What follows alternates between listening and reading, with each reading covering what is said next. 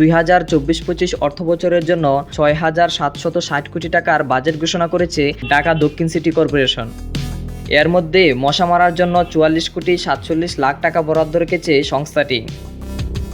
DSCC 2024-25 অর্থবছরের budget বিশ্লেষণে এ তথ্য জানা গেছে। এর আগে গত বুধবার 2024-25 অর্থবছরের জন্য 6,760 কোটি টাকা বাজেট ঘোষণা করে ঢাকা দক্ষিণ সিটি। 2024-25 অর্থবছরের বাজেট বিশ্লেষণ করে দেখা গেছে, চলতি অর্থবছরের মশা নিধনে ব্যবহৃত কীটনাশক কিনতে 40 কোটি টাকা ব্যয় করবে সংস্থাটি। এছাড়া ফগার, হুইল, স্প্রে মেশিন ও পরিবহনে ব্যয় হবে 3,75 লাখ টাকা। পাশাপাশি ব্লিচিং পাউডার ও জীবাণুনাশক কিনবে আরও 50 লাখ টাকায়। সবশেষ মশক নিয়ন্ত্রণ যন্ত্রপাতি কেনা হবে 50 লাখ টাকার। এর আগে বাজেটে ডিএসসিসি 2023-24 অর্থবছরে মশা মারতে 46,75 লাখ টাকা বরাদ্দ রেখেছিল।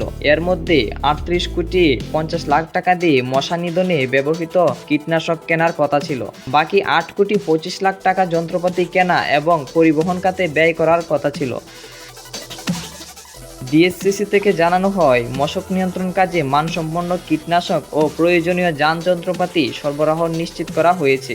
আগে 551টি ফগার মেশিন, 431টি হস্তচালিত যন্ত্র ও 17টি ব্রেরু মেশিন দিয়ে মশক নিয়ন্ত্রণ কার্যক্রম পরিচালনা করা হতো।